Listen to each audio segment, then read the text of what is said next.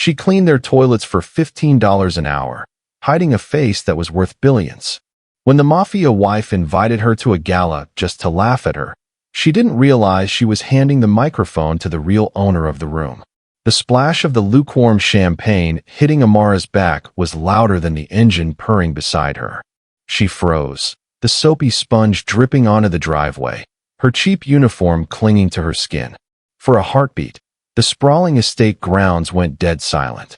Amara took a breath, clutching the rag, and looked up at the woman towering over her, with pure malice twisting her perfect features. Vivienne Laurent, her employer, the city's most feared socialite, the woman who had spent the last 3 months treating her like furniture.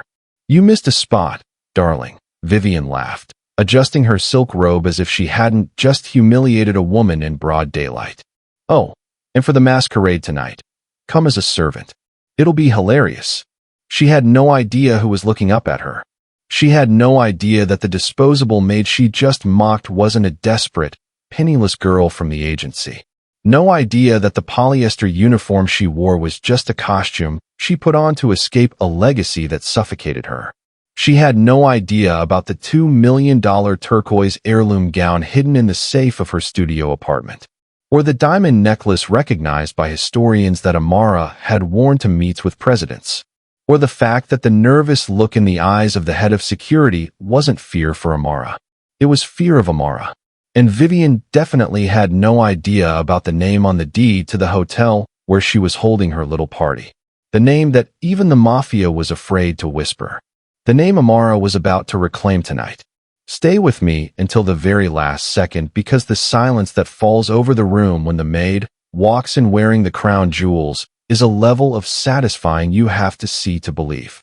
Before we witness the takedown, hit that like button, subscribe, and tell me in the comments, what would you do if your boss threw a drink on you? Now, let's get into the story. The library of the Laurent estate smelled of expensive scotch and lemon polish.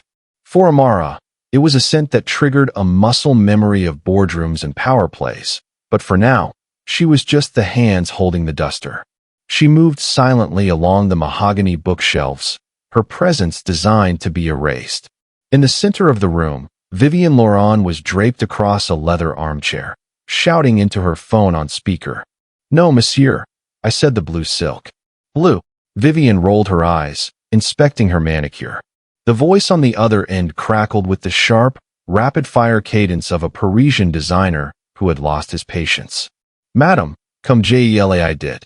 C'est teint any convient pas à votre taint. C'est pour les clowns, pas les reines." Vivienne laughed, tossing her hair. "See? He says it's for queens. We send it." Amara paused mid-stroke on a bust of Julius Caesar. The designer hadn't said queens. He had said clowns. She bit the inside of her cheek to suppress the correction rising in her throat.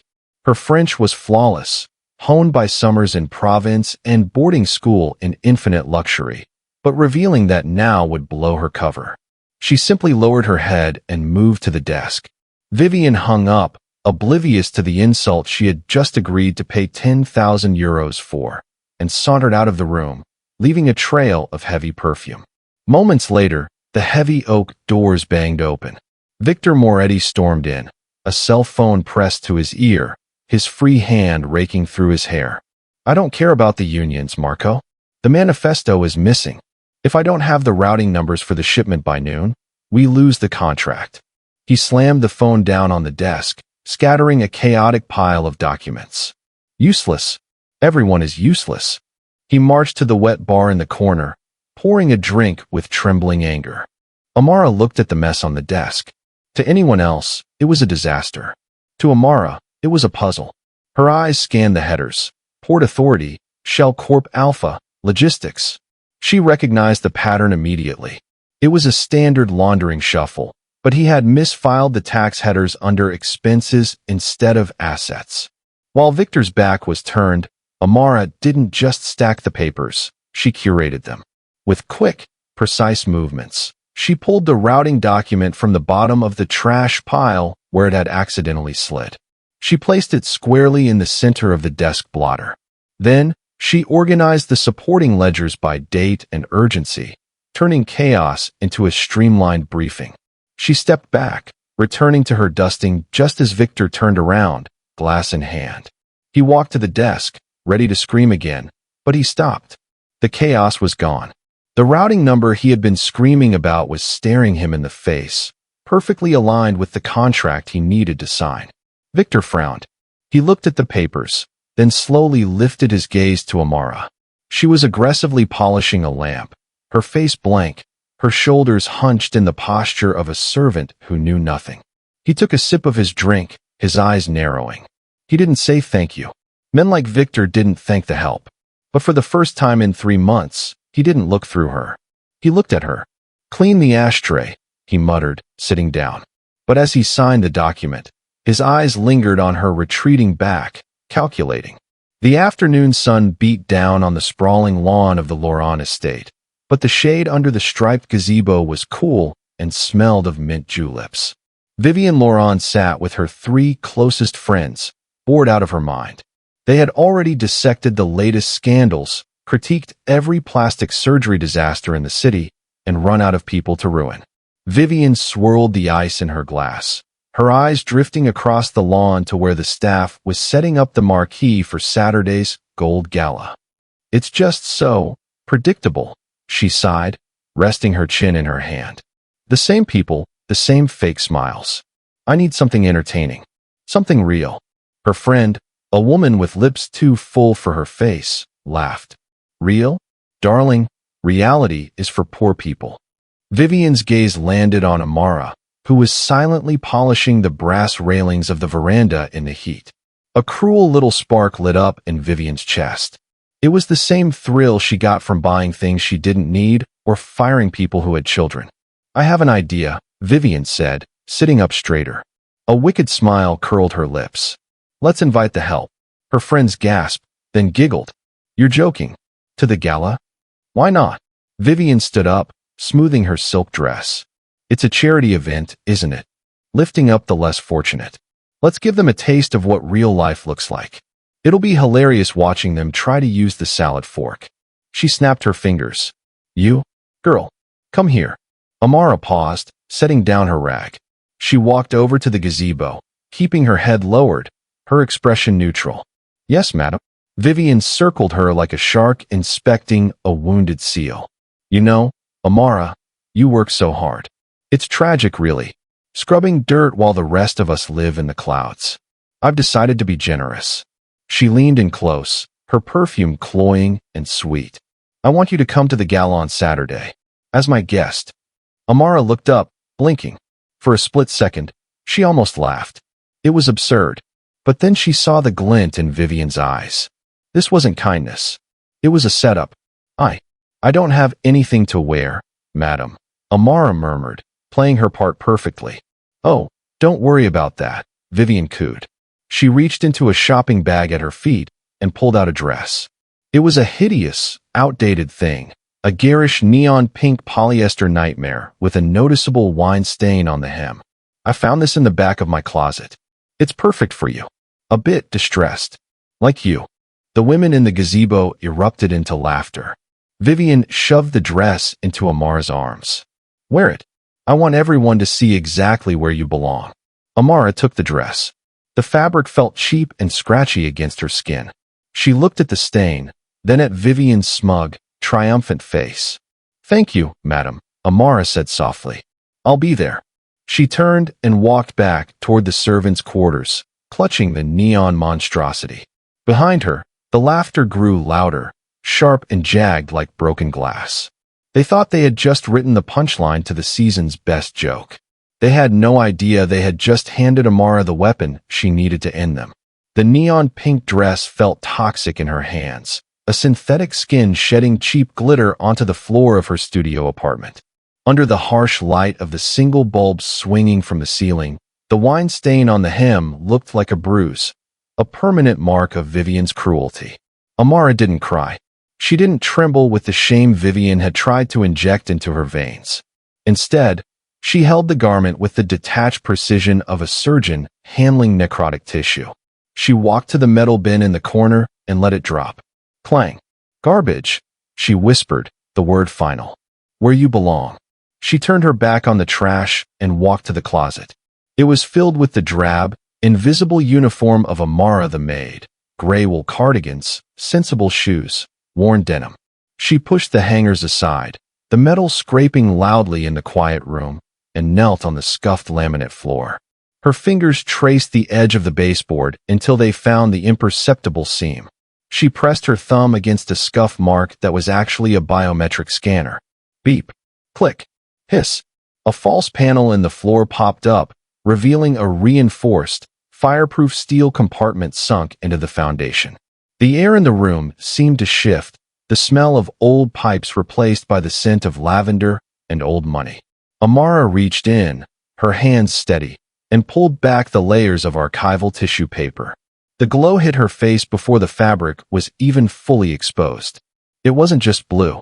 It was coal turquoise, a proprietary dye created exclusively for her grandmother in 1950, a shade that signaled royalty in the circles that actually mattered. The gown spilled out of the safe like liquid Caribbean water, heavy with the weight of hand-stitched silk and history. It was a masterpiece of architectural tailoring, designed not just to clothe a woman, but to armor her. She lifted it, the fabric cool and fluid against her skin. It was vibrant, electric, and utterly undeniable. Nestled beneath the silk was a small, velvet box. Amara flipped the lid open with her thumb. The Cole Star necklace, a constellation of flawless, terrifyingly clear diamonds set in platinum, winked up at her. It was cold, heavy, and worth more than the entire Laurent estate combined. Vivian had asked for a spectacle. She had asked for a maid in a costume to entertain her court. Amara ran her fingers over the diamonds, her reflection in the darkened window shifting from the tired servant to something ancient and dangerous. A slow, cold smile touched her lips. "You wanted a show, Vivian," she said to the empty room, her voice vibrating with the power she had suppressed for 3 years. "I'll give you a coronation." The grand ballroom of the Royal Hotel was a sea of gold lame and forced laughter. Vivian Laurent stood at the epicenter, clutching a crystal flute of vintage champagne, her beige gown perfectly tailored to blend in with the expensive neutrality of the room. She was holding court, checking her watch every 30 seconds. "She's coming," Vivian whispered to her circle, a cruel smirk playing on her lips. "I told security to let her in, no matter how rustic she looks. I want everyone to see the charity case." Her friends giggled, their eyes darting to the entrance, hungry for the spectacle of a maid stumbling into a world she couldn't afford. But when the heavy mahogany doors finally groaned open, nobody laughed. The chatter in the room didn't taper off, it was severed. Amara Cole stepped across the threshold, and the air in the ballroom seemed to vacate. She wasn't wearing the neon pink polyester disaster. She was wearing a storm.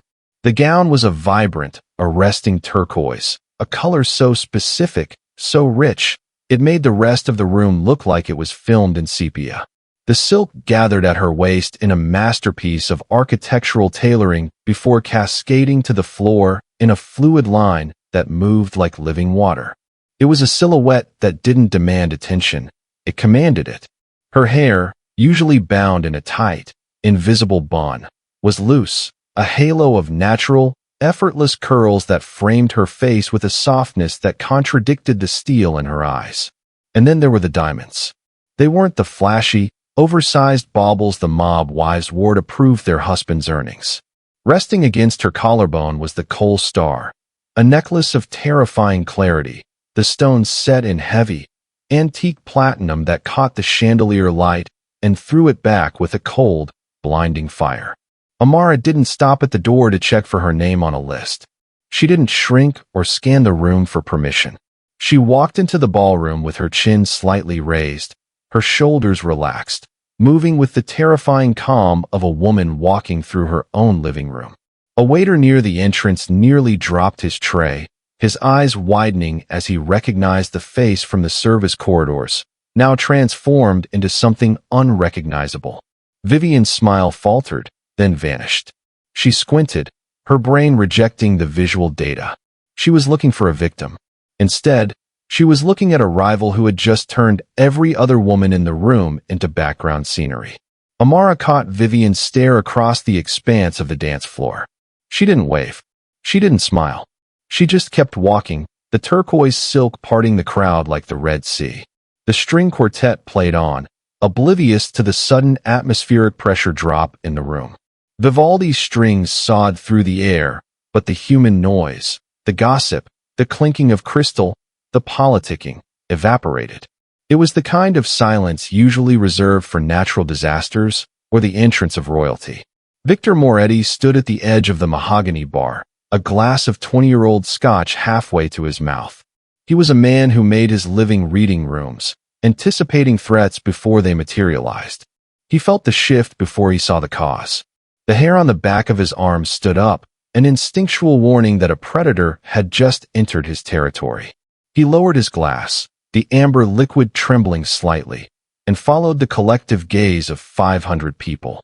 Vivian was vibrating with manic energy, her beige dress blending into the wallpaper, her mouth moving in a rapid-fire whisper to her friends.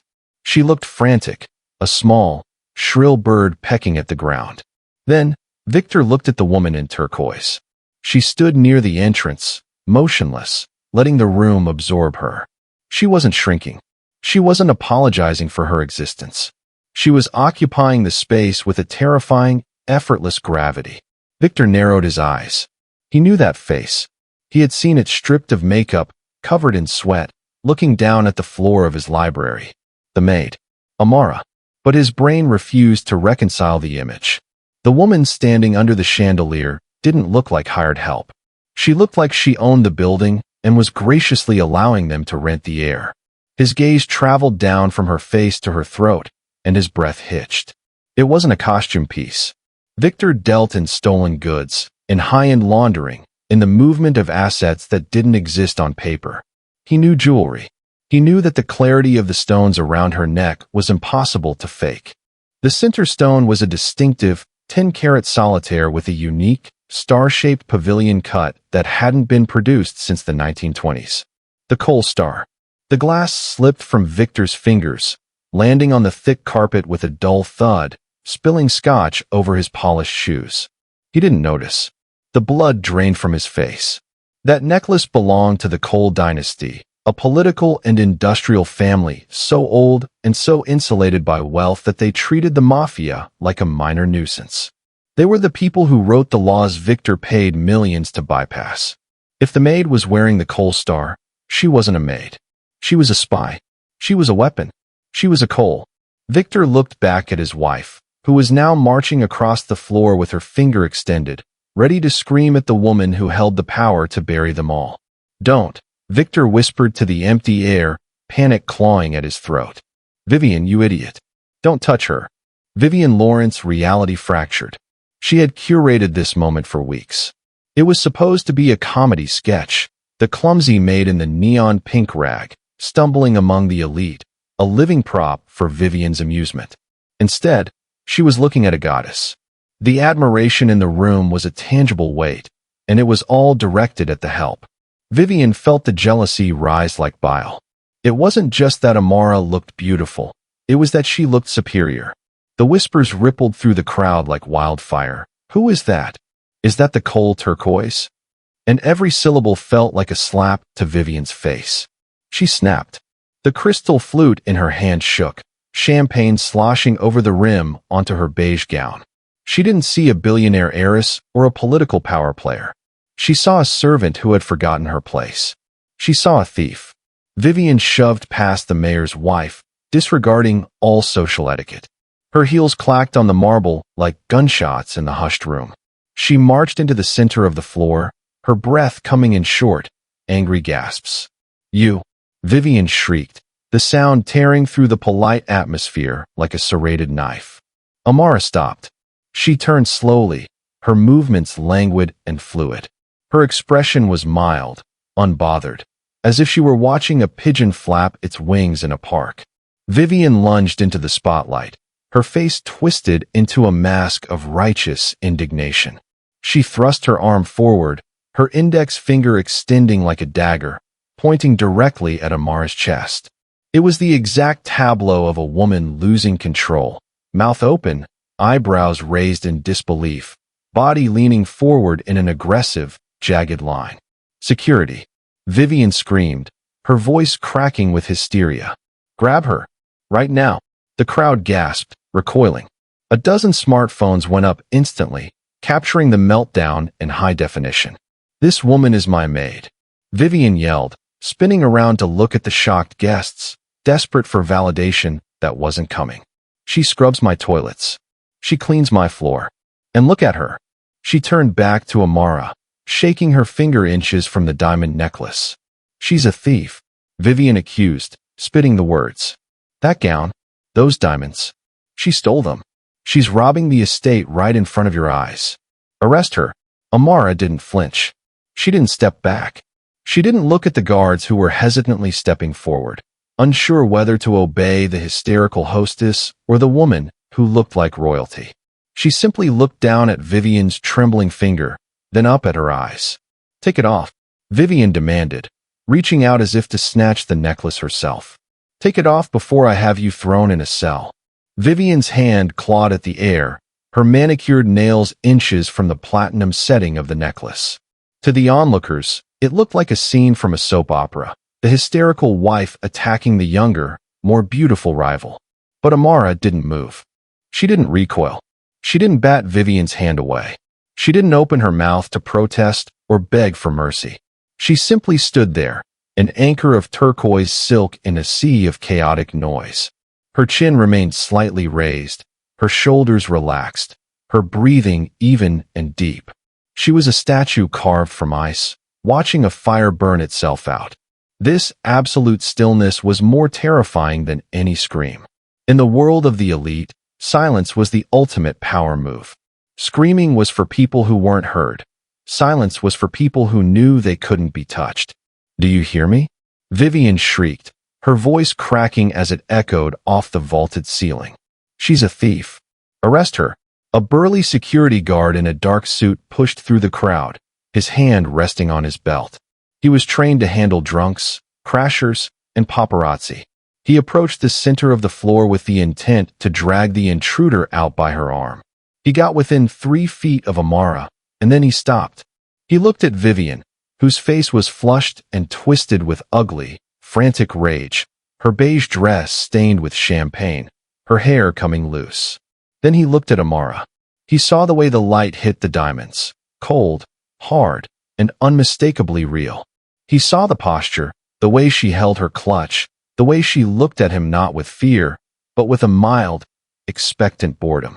It was the look of a woman who had lawyers on speed dial who cost more than the guard's life earnings. Instinct, primal and immediate, fired a warning shot in the guard's brain. Do not touch her. You drag a thief out. You escort a queen. And right now, the woman in the turquoise dress looked like the one who signed the paychecks.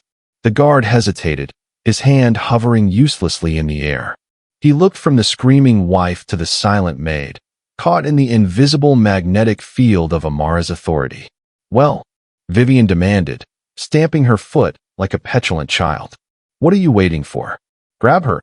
The guard swallowed hard, shifting his weight. He didn't move. He couldn't. The hierarchy of the room had inverted, and everyone, from the waiters to the billionaires, could feel it. The accusation hung in the air, rotting with every second of Amara's silence, turning from a charge of theft into a display of madness. Amara finally blinked, a slow, deliberate movement. She tilted her head just a fraction, looking past Vivian's trembling finger to the man standing frozen by the bar. She locked eyes with Victor Moretti, issuing a silent challenge that thundered through the room louder than his wife's screams. Your move. Victor Moretti moved. He didn't run. Men of his standing didn't run. He cut through the paralyzed crowd with the grim inevitability of a bullet leaving a chamber. Vivian was winding up for another shriek. Her face flushed a blotchy, unattractive red, her fingers still jabbing the air inches from Amara's face. I said arrest her. She's a criminal. She's. Her voice choked off into a gasp as a hand clamped around her wrist. It wasn't a gentle touch. It was a vice grip, bruising and absolute. Vivian spun around, ready to slap the insubordinate guard, but the words died in her throat when she saw her husband's eyes. They were pitch black, void of any affection, burning with a cold, terrified fury she had never seen directed at her. "Enough," Victor said. The word wasn't shouted, but it carried more weight than all of Vivian's screaming combined. "Victor." She blinked, confused, trying to yank her arm back. "What are you doing? Look at her. She's wearing the—" "I said be quiet, Vivian." He didn't look at his wife. He shoved her hand down to her side, releasing her with a rough push that sent her stumbling back a step. The rejection was public and brutal. Vivian froze, her mouth hanging open, the humiliation hitting her harder than the champagne stain on her dress. Victor turned his back on her. He adjusted his cufflinks, took a breath to steady the tremor in his hands, and faced the woman in the turquoise gown. The security guard, sensing the tectonic shift in power, backed away, disappearing into the shadows of the pillars. The room was so quiet you could hear the ice melting in the untouched drinks. Victor didn't posture. He didn't try to intimidate. For the first time in his career as the city's most feared crime boss, he looked small. He lowered his head in a gesture that was halfway between a nod and a bow, a sign of respect that sent a shockwave through the watching elite. "Miss Cole," Victor said, his voice smooth, stripped of all arrogance. "I apologize for the disturbance. I wasn't aware the family was in the city." The use of the capital F was audible. The crowd rippled with whispers. "Cole? As in the senator? As in the steel magnates?" Amara didn't smile. She didn't gloat. She simply looked at Victor with the same cool detachment she had used when organizing his laundering files hours ago. She held his gaze until he flinched. "Mr. Moretti," she replied, her voice clear and melodic, carrying to the back of the room. "It seems your wife has mistaken my grandmother's necklace for costume jewelry. An honest mistake, I suppose. Though usually, the staff is better trained in identifying quality." The insult landed softly, but it drew blood. Victor paled. Behind him, Vivian let out a strangled sound of disbelief, but a sharp glare from her husband silenced her instantly. The hierarchy had been redrawn in permanent ink. The maid was gone. The queen had arrived. Amara accepted Victor's apology with a slight inclination of her head, a movement so regal it made the Mafia Don look like a clumsy suitor. She didn't gloat. She didn't raise her voice. She simply adjusted the diamond bracelet on her wrist, letting the silence stretch until it became uncomfortable. "I appreciate your apology, Mr. Moretti," she said, her tone conversational, as if discussing the weather rather than a public execution of his social standing. "However, there is the matter of the venue." She gestured vaguely at the gilded ceiling of the Royal Hotel's ballroom, her eyes landing on the security team that was now watching her for instructions, ignoring the man who paid their invoices. "You see," Amara continued, her voice dropping to a confidential, sympathetic pitch that was far more cutting than a scream. "My family holds the deed to this property. The Cole Trust acquired the Royal Hotel 3 years ago. We have very strict policies regarding guest conduct." Victor stiffened. The blood drained from his face as the final trap snapped shut. He wasn't just in a room with a powerful heiress. He was trespassing on her property. Amara turned her gaze to Vivian, who was trembling in her husband's grip, mascara running down her cheeks in jagged, black tears. "Mr. Moretti, your wife has made a scene in my hotel," Amara stated, cool and final. "She has harassed the staff, disturbed the peace, and attempted to assault a guest. I'm afraid I have to cancel your event. It's a liability issue, you understand." She didn't wait for an answer. She lifted a single finger, signaling the head of security, the same man who had hesitated to arrest her only moments ago. He didn't hesitate now. He stepped forward, barking orders into his radio. "Shut it down. Escort Mr. and Mrs. Moretti to the exit. Immediately." "You can't do this," Vivian wailed, but the fight had gone out of her. 2 guards took her by the arms, not roughly, but with the firm, impersonal grip used for unruly patrons. Victor didn't argue. He knew when he had been checkmated. He looked at Amara one last time, a flicker of terrified respect in his eyes, before turning to follow his sobbing wife. The crowd parted for them, not out of fear, but out of second-hand embarrassment. The king and queen of the underworld were being evicted like common rowdies. As the heavy doors swung shut behind them, cutting off Vivian's final protest, the room remained silent, everyone looking at the woman in turquoise standing alone in the center of the empty dance floor. Amara beckoned to a waiter who had been frozen near a pillar. He rushed forward, offering a silver tray. She lifted a crystal flute of champagne, the bubbles rising in a golden stream. She took a slow, deliberate sip, the taste of victory sweet and cold against her tongue.